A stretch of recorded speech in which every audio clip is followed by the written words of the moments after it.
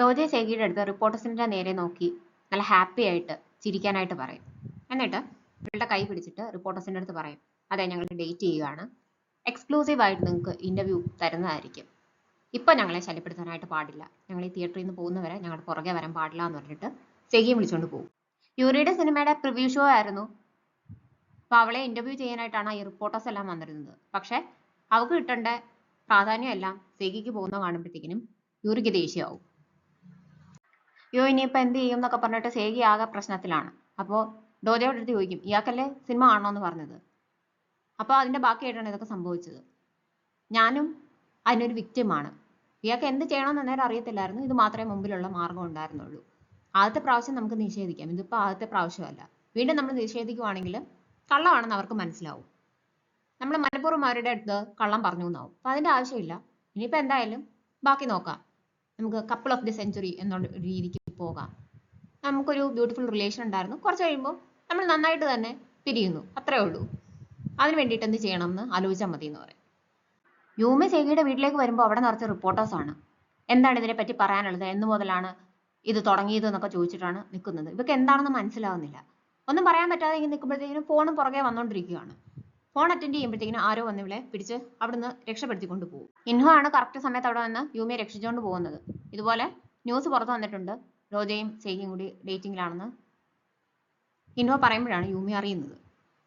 റോജയുടെ അമ്മയ്ക്ക് ന്യൂസ് കാണുമ്പോൾ ദേഷ്യമാവും. സെക്രട്ടറിയെ വിളിച്ചിട്ട് വഴക്ക് പറയും, ഇവിടെ എല്ലാവരും എന്ത് ചെയ്തുകൊണ്ടിരിക്കുകയാണ്, ഇങ്ങനത്തെ ന്യൂസൊക്കെ പുറത്ത് വരുമ്പോഴത്തേക്കിനും സാധാരണ നമ്മൾ വിളിച്ചിട്ട് ഇത് റൂമറാണ്, ഇങ്ങനെയൊന്നും ഇല്ലാന്ന് പറയല്ലേ ചെയ്യേണ്ടത്, ഇവിടെ എന്താണ് ആരും ഒന്നും ചെയ്യാത്തത്, ഇത്രയും പെട്ടെന്ന് ഈ ന്യൂസ് സ്പ്രെഡ് ആയത് എങ്ങനെയാണെന്നൊക്കെ ചോദിക്കുമ്പോൾ ജൂഹാനാണ് ഈ ന്യൂസ് കൺഫേം ചെയ്തതെന്ന് സെക്രട്ടറി പറഞ്ഞു കൊടുക്കും. അങ്ങനെയാണെങ്കിൽ ശരി, സെഗിയെ പറ്റി എല്ലാ കാര്യങ്ങളും അന്വേഷിക്കണം, ഇതുവരെ ഉണ്ടായിരുന്ന റിലേഷൻഷിപ്സ് എല്ലാം, എല്ലാ കാര്യങ്ങളും, ഫാമിലിയെ പറ്റി എല്ലാം ഡീറ്റെയിൽസ് അന്വേഷിച്ച് എന്നോട് പറയാനായിട്ട് പറയും. അമ്മ ഓഫീസിൽ വന്നിട്ട് ജൂഹാനെ വഴക്ക് പറയുമ്പോൾ ഡോജോ ചോദിക്കും, എന്നോടല്ലേ ദേഷ്യം കാണിക്കേണ്ടത്, എന്തിനാണ് ജൂഹാനെ വഴക്ക് പറയുന്നതെന്ന്, സേഗിയെ പറ്റി നിനക്കൊന്നും അറിയത്തില്ലേ, ഈ നാട്ടിലെ എല്ലാവർക്കും അറിയാലോ, ലിപ്സ്റ്റിക്കിന്റെ കളർ മാറ്റുന്ന കൂട്ട് അത്രയും ഈസി ആയിട്ടാണ് ബോയ് ഫ്രണ്ട്സിനെയൊക്കെ സേഗി മാറ്റിയിട്ടുള്ളത്, അങ്ങനെ ഒരാളെ നീ എന്തിനാണ് ഡേറ്റ് ചെയ്യുന്നത്, ഇപ്പൊ തന്നെ ബ്രേക്കപ്പ് ചെയ്യണം, ആ റിലേഷൻ നിനക്ക് ഒരു രീതിക്കും ബിസിനസ്സിൽ ഹെൽപ്പ് ചെയ്യാനായിട്ട് പോകുന്നില്ല, നിനക്ക് ഈ കമ്പനി ഇൻഹെറിറ്റ് ചെയ്യണമെന്ന് യാതൊരു ആഗ്രഹവും ഇല്ലേ എന്നൊക്കെയാണ് ചോദിക്കുന്നത്.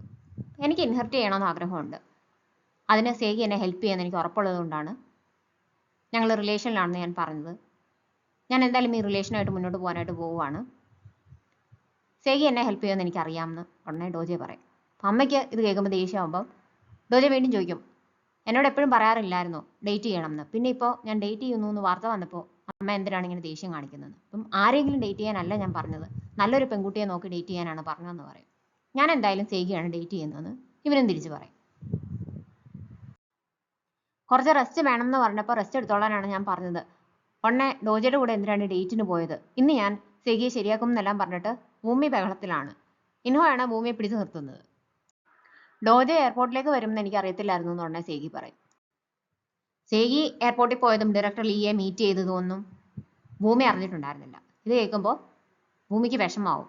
ഞാൻ അറിയാതെ വേറെ സ്ഥലത്ത് പോയോ, എന്നെ വിടാനായിട്ട് ഇൻഹോ എടുത്ത് പറയും. എനിക്കിനി ഇയാളുടെ മാനേജറായിട്ട് ഇരിക്കേണ്ട, എല്ലാം സ്വന്തമായിട്ട് ഹാൻഡിൽ ചെയ്തോളൂ എന്ന് പറഞ്ഞിട്ട് ഭൂമി ദേഷ്യപ്പെട്ട് അവിടുന്ന് പോകും. സേഗി ഭൂമിയുടെ പുറകെ പോകാൻ തുടങ്ങുന്നുണ്ടെ ഇൻഹോ സമ്മതിക്കത്തില്ല. ഇത്രയും ദേഷ്യം വന്നിരിക്കുമ്പോൾ പുറകെ ചെന്ന് കഴിഞ്ഞാൽ അവർക്ക് ദേഷ്യം കൂടുതലേ ഉള്ളെന്ന് അറിയാമല്ലോ, പിന്നെ എന്തിനാണ് പുറകെ പോകുന്നത്, അവർക്ക് കുറച്ച് സമയം കൊടുക്കാൻ പറയും. അന്നേരം സേഗിക്ക് ഒരു കോള് വരും, അത് ഡോജയുടെ അമ്മയുടെ കോളായിരുന്നു, എത്രയും പെട്ടെന്ന് എന്നെ മീറ്റ് ചെയ്യണം എന്നാണ് പറയുന്നത്. സേറെ ഈ ന്യൂസ് കാണും. അപ്പം കഴിഞ്ഞ ദിവസം അവരെ കണ്ടന്നെ ഉണ്ടായിരുന്ന ഇന്ററാക്ഷൻസ് ഒക്കെ ഇവള് ഓർക്കും. ഒരു കാരണവശാലും അവർ നല്ല റിലേഷനിലല്ല, അപ്പം എന്തായാലും അവർ ഡേറ്റ് ചെയ്യാൻ സാധ്യതയില്ല, പിന്നെ എങ്ങനെയാണ് ഇങ്ങനെ ന്യൂസ് വന്നത് എന്നൊക്കെ ആലോചിച്ചുകൊണ്ടിരിക്കുകയാണ്. ഇവള് രാവിലെ ബ്രേക്ക്ഫാസ്റ്റിന് ബ്രെഡാണ് കഴിക്കുന്നത്. കഴിച്ചു കഴിഞ്ഞിട്ട് ഫ്രിഡ്ജിൽ നിന്ന് നോക്കുമ്പോൾ വെള്ളമില്ല. സെറയുടെ ഫ്ലാറ്റ് മുഴുവൻ അലങ്കോലമായിട്ട് കിടക്കുകയാണ്. അതിന്റെ ഇടയ്ക്ക് നിന്ന് ഹൗസ് കീപ്പറിനെ വേണമെങ്കിൽ കോൺടാക്ട് ചെയ്യാന്ന് പറഞ്ഞിട്ട് ഒരു നോട്ടീസ് കിട്ടും. സേഗിയും ഡോജയുടെ അമ്മയും കൂടി മീറ്റ് ചെയ്യും. ഇയാൾക്ക് ഒരുപാട് ബോയ് ഫ്രണ്ട്സ് ഒക്കെ നേരത്തെ ഉണ്ടായിരുന്നു, എല്ലാവരോടും പെട്ടെന്ന് ബ്രേക്കപ്പ് ആവും, പിന്നെ ഇയാൾക്ക് ഒരു കുട്ടി കിട്ടുന്നൊക്കെ ഞാൻ കേട്ടു, അങ്ങനെയുള്ള ഒരാള് എൻ്റെ മോനെ ഡേറ്റ് ചെയ്യുന്നത് എനിക്ക് ഇഷ്ടമല്ല, ഇയാൾ എൻ്റെ മോൻ്റെ വീക്ക്നെസ് ആവുന്നത് എനിക്ക് ഇഷ്ടമല്ല, അതുകൊണ്ട് എൻ്റെ മോനുമായിട്ട് ബ്രേക്കപ്പ് ആവണമെന്ന് ഇവർ പറയും. ഒരാളുടെ നിസ്സഹായാവസ്ഥ മുതലെടുക്കുന്നതാണ് ഏറ്റവും മോശപ്പെട്ട കാര്യം. നിങ്ങൾ രണ്ടുപേരും ഒരുപാട് കാര്യങ്ങൾ പേടിച്ചാണ് ജീവിക്കുന്നതെന്ന് എനിക്ക് മനസ്സിലായി, പക്ഷെ എന്ത് തന്നെ ആയാലും ഞാൻ ബ്രേക്കപ്പ് ചെയ്യാൻ ഉദ്ദേശിക്കുന്നില്ല എന്ന് സേഗിയും തിരിച്ചു പറയും. ഇവരുടനെ ഞാൻ കുറെ പൈസ അയച്ചിട്ടുണ്ട്, അതിനനുസരിച്ച് വേണം എന്നോട് തിരിച്ച് ബിഹേവ് ചെയ്യാൻ, ഞാൻ പറഞ്ഞ കാര്യം ചിന്തിക്കണമെന്ന് പറഞ്ഞിട്ട് പോകാനായിട്ട് തുടങ്ങുമ്പോൾ എനിക്ക് ആരുടെയും പൈസയുടെ ആവശ്യമില്ല, എത്ര പൈസ തന്നാലും ഞാൻ ബ്രേക്കപ്പ് ആവത്തില്ല എന്ന് പറയും. ഞാൻ ഓൾറെഡി അയച്ചു കഴിഞ്ഞു എന്ന് പറഞ്ഞിട്ടാണ് ഇവർ പോകുന്നത്. സെഗി വീട്ടിൽ വന്ന് നോക്കുമ്പോൾ ഒരു വലിയ എമൗണ്ട് ആണ് ഡോജയുടെ അമ്മ ട്രാൻസ്ഫർ ചെയ്തേക്കുന്നത്. ഇൻഹോയും കൂടെയുണ്ട്. അവനടുത്ത പാർട്ട് ടൈം ജോബിന് പോകാനുള്ള സമയമായി. ഉമ്മയടുത്ത് എന്ന് സോറി പറഞ്ഞാൽ മതി, അവൾക്ക് ദേഷ്യമൊന്നും കാണത്തില്ല എന്ന് പറഞ്ഞിട്ടാണ് അവൻ അവിടെ നിന്ന് പോകുന്നത്. ഭൂമി ഈ സമയത്ത് ജൂഹാനുമായിട്ട് മീറ്റ് ചെയ്യുകയാണ്. നിങ്ങളൊരു ഫോട്ടോ ഒക്കെ എടുക്കുമ്പോഴത്തേക്കും നല്ല ഫോട്ടോ എടുത്തിട്ട് കൊടുക്കണ്ടേ? എൻ്റെ സേഗി ഇതിൽ മേക്കപ്പ് ഒന്നും ഇട്ടിട്ടില്ല. ഡോജയാണെങ്കിൽ നന്നായിട്ടാണ് ഡ്രസ്സ് ചെയ്തിട്ടൊക്കെയാണ് വന്നേക്കുന്നത്.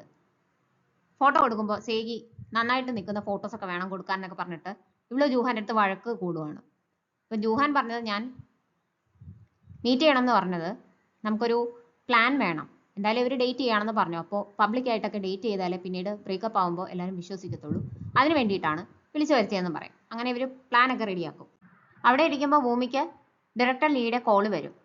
അവൾ എന്നിട്ട് അന്നേരം തന്നെ അവിടുന്ന് വീട്ടിലേക്ക് പോരും. വീട്ടിലേക്ക് വരുന്നുണ്ടെ സേഗി അവിടെ നിൽപ്പുണ്ട്. ഭൂമി എടുത്ത് സോറി പറയും. ഈ ഒരു പ്രാവശ്യത്തേക്ക് ക്ഷമിക്കണം, ഇങ്ങനെ അങ്ങ് സംഭവിച്ചു പോയതാണ്, എന്ത് തന്നെ ആയാലും നീയാണ് എൻ്റെ ബെസ്റ്റ് ഫ്രണ്ട്, അതൊരിക്കലും മാറാൻ പോകുന്നില്ല എന്നൊക്കെ പറയും. ഭൂമി പിന്നെ കൂടുതലൊന്നും ബഹളം ഉണ്ടാക്കാൻ നിൽക്കത്തില്ല. എന്നിട്ട് സേഗി എടുത്ത് പറയും, ഡയറക്ടർ ലീ വിളിച്ചിട്ടുണ്ടായിരുന്നു, പുതിയ സിനിമയുടെ ഓഡീഷന് ചെല്ലണം, മാനേജറൊന്നും കൂടെ കാണാൻ പാടില്ല, പുതിയൊരു ആക്ട്രസ് എന്ന രീതിയിൽ വേണം ചെല്ലാൻ, മൈനർ റോളായിരിക്കും എന്നാണ് പറഞ്ഞതെന്ന് പറയും. പക്ഷെ അത് കേൾക്കുമ്പോഴും സേഗിക്ക് സന്തോഷമാണ്. ചെറിയൊരു വേഷമായാലും ഡയറക്ടർ ലീയുടെ സിനിമയിൽ അഭിനയിക്കണം, അത് മാത്രമേ അവൾക്കുള്ളൂ. രണ്ടുപേരോടും ജൂഹാനും ഭൂമിയും ഡേറ്റിന് പോകണം, പബ്ലിക്കായിട്ട് പോകണം എന്ന് പറഞ്ഞിട്ടുണ്ട്.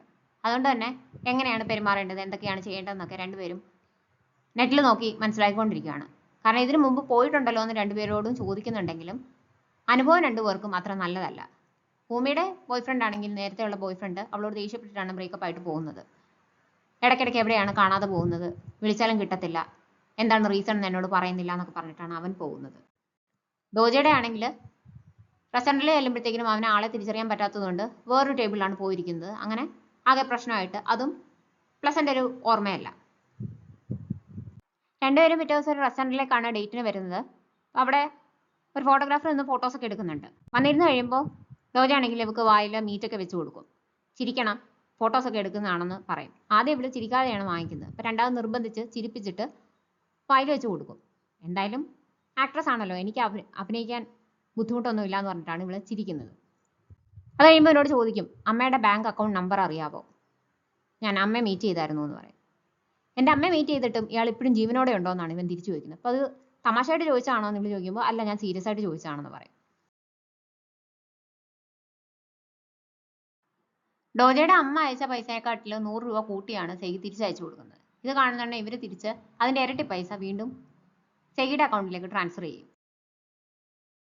സെഗിയുടെ മാക്സിമം ട്രാൻസ്ഫർ ലിമിറ്റിനും അപ്പുറമാണ് ഡോജയുടെ അമ്മ അയച്ച എമൗണ്ട്. അതുകൊണ്ട് തന്നെ അവൾ അന്നേരം തന്നെ ബാങ്കിലേക്ക് വിളിച്ചിട്ട് ട്രാൻസ്ഫർ ലിമിറ്റ് കൂട്ടണം എന്ന് പറയും. അപ്പോൾ അത് ചെയ്യണമെങ്കിൽ ബാങ്കിൽ നേരിട്ട് വരണം എന്ന് അവിടുന്ന് പറയും.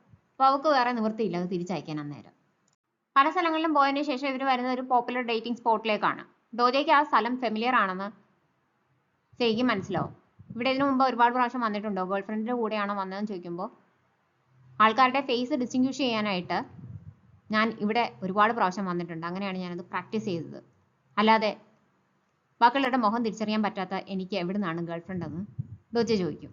എന്നിട്ട് തിരിച്ച് ഇവളോട് ചോദിക്കും, ഞാൻ നേരത്തെ ചോദിക്കേണ്ടതായിരുന്നു ഇയാൾക്ക് ബോയ് ഫ്രണ്ട് ഉണ്ടോ എന്ന് ചോദിക്കുമ്പോൾ ഞാനും ഇതുപോലത്തെ ഒരു സിറ്റുവേഷനിലല്ലേ, അപ്പോൾ എന്നോട് അത് തിരിച്ച് ചോദിക്കാൻ പാടുണ്ടോ? ഇല്ല എന്ന് പറയും. അപ്പം വേറെ ആരോ എന്നോട് പറഞ്ഞല്ലോ എന്ന് പറയുന്നുണ്ടേ അതൊക്കെ ഗോസിപ്സ് ആണെന്ന് തിരിച്ചറിയാനുള്ള പ്രായമൊക്കെ ഇല്ലേന്ന് ചോദിക്കും. ഇവനുണ്ടെ ഇവളുടെ ചോദിക്കും, നോക്കുന്നുണ്ടെ കഴുത്തിലെ നെക്ലസ് കിടപ്പുണ്ട്, അതിനെന്തെങ്കിലും സിഗ്നിഫിക്കൻറ്റ് മീനിങ് ഉണ്ടോ എന്ന് ചോദിക്കുമ്പോൾ രൂപം മാറുന്നത് സ്ഥിരമായി കഴിഞ്ഞപ്പോൾ എനിക്ക് ഒരു പേടി വന്നു, എപ്പോഴെങ്കിലും ഇങ്ങനെ രൂപം മാറിയതിന് ശേഷം തിരിച്ച് സ്വന്തം രൂപത്തിലാകാൻ പറ്റിയില്ലെങ്കിലോ എന്നുള്ളൊരു ചിന്ത വന്നു. അങ്ങനെ വന്നപ്പോൾ ഞാൻ ആരാണെന്ന് സ്വയം ഓർമ്മിപ്പിക്കാൻ വേണ്ടിയിട്ടാണ് ഇതെന്നെ ഹെൽപ്പ് ചെയ്യുന്നുണ്ട് എന്ന് പറയും. വീട് ആകെ അലങ്കോലമായിട്ട് കിടക്കുന്ന കണ്ട് ഹൗസ് കീപ്പിങ്ങിന്റെ നോട്ടീസും കണ്ടു കഴിയുമ്പോൾ സേറ വിളിച്ചവരോട് പറയും, എനിക്കൊരു ഹൗസ് കീപ്പറിന്റെ ആവശ്യമുണ്ടെന്ന്. അവിടേക്ക് വരുന്നത് ഇൻഹോയാണ്. വലിയ വീടാണല്ലോ എന്നൊക്കെ പറഞ്ഞിട്ട് കയറി വന്ന് നോക്കുമ്പോഴത്തേനും ആകെ അലങ്കോലമായിട്ട് കിടക്കുകയാണ്. ഇൻഹോ അവിടെ ക്ലീൻ ചെയ്തോണ്ട് നിൽക്കുമ്പോൾ സേറയുടെ കോൾ വരും. അവൾക്കറിയത്തില്ല ഇൻഹോ അവളുടെ വീടാണ് ക്ലീൻ ചെയ്യുന്നതെന്ന് ഇൻഹോയ്ക്കും അറിയത്തില്ല.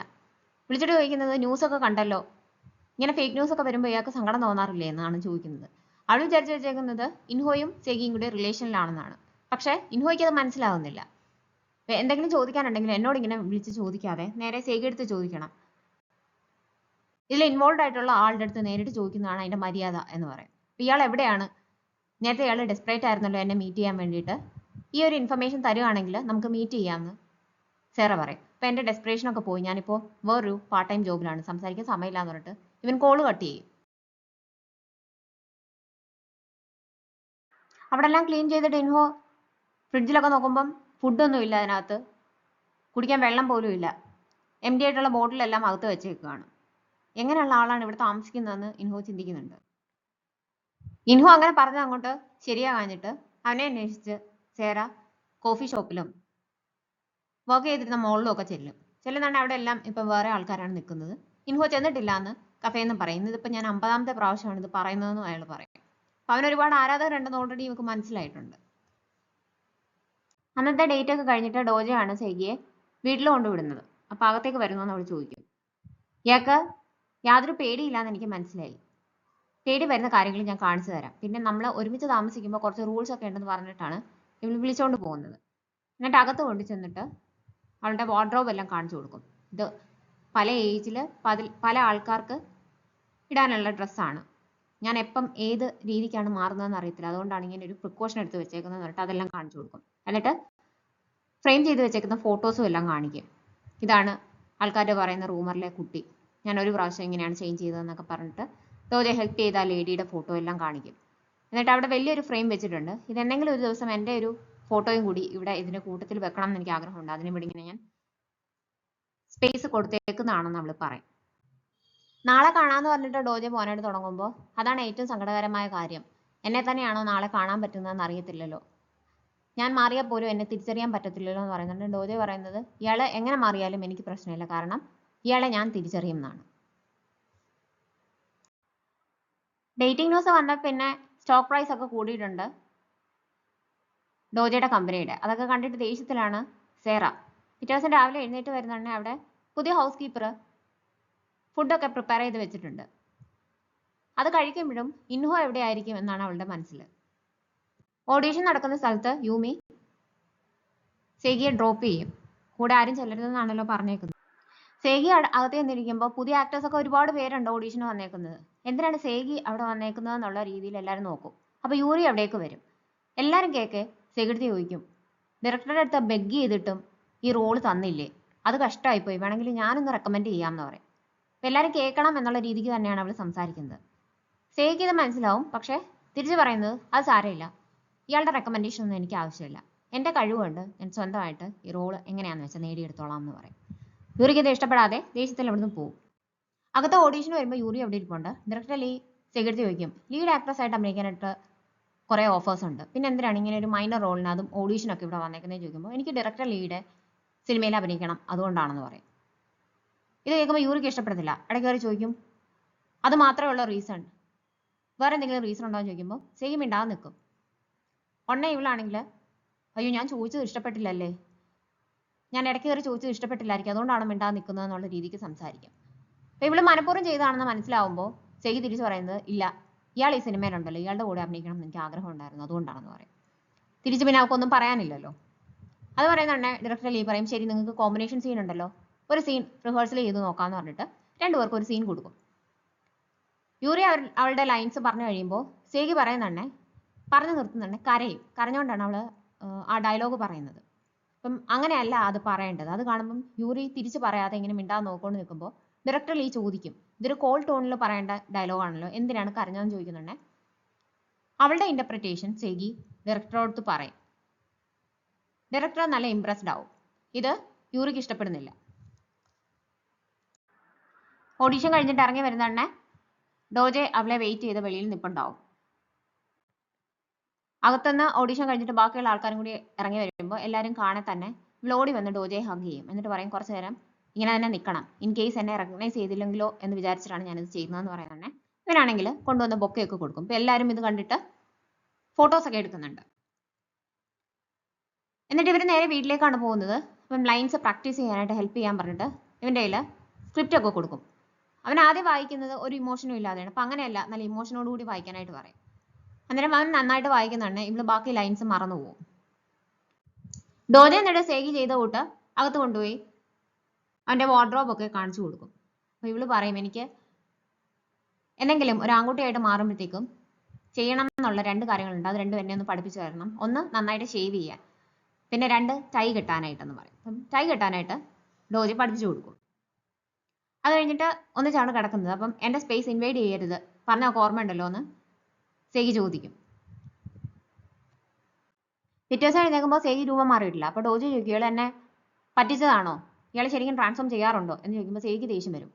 ഞാൻ ഇയാളോട് പറഞ്ഞില്ലല്ലോ ഇന്നലെ തന്നെ ഞാൻ രൂപം മാറുമെന്ന്. ഇയാളല്ലേ നിർബന്ധം പിടിച്ചത് ഒരുമിച്ച് ഉറങ്ങണം എന്നൊക്കെ. ഇന്ന ദിവസം മാറുമെന്ന് ഞാൻ ഉറപ്പ് വന്നിട്ടില്ലല്ലോ എന്ന് ചോദിക്കും.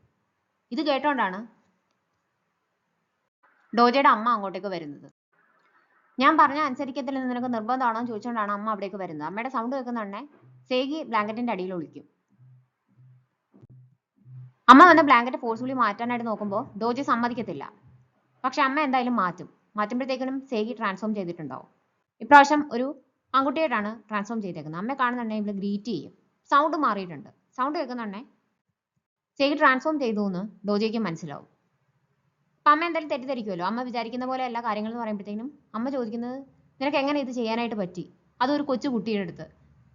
ശരിക്കും നീ ഗേ ആണോ എന്ന് ഫുള്ളായിട്ട് ചോദിക്കാനായിട്ട് അമ്മയ്ക്ക് പറ്റുന്നില്ല. അമ്മ അന്നേരത്തേക്ക് ബോധം കെട്ട് താഴെ വീഴും.